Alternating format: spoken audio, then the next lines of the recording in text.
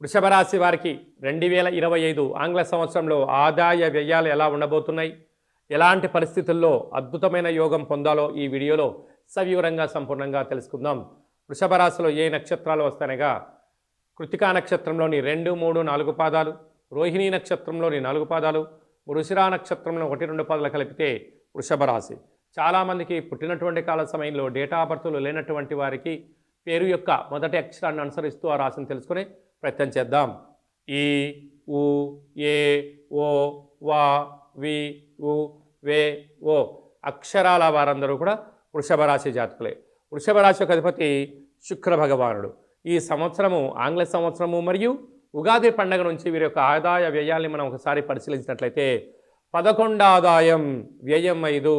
అంటే వృషభ రాశి వారు ఎంతటి అదృష్టవంతులు ఒకసారి గమనించండి.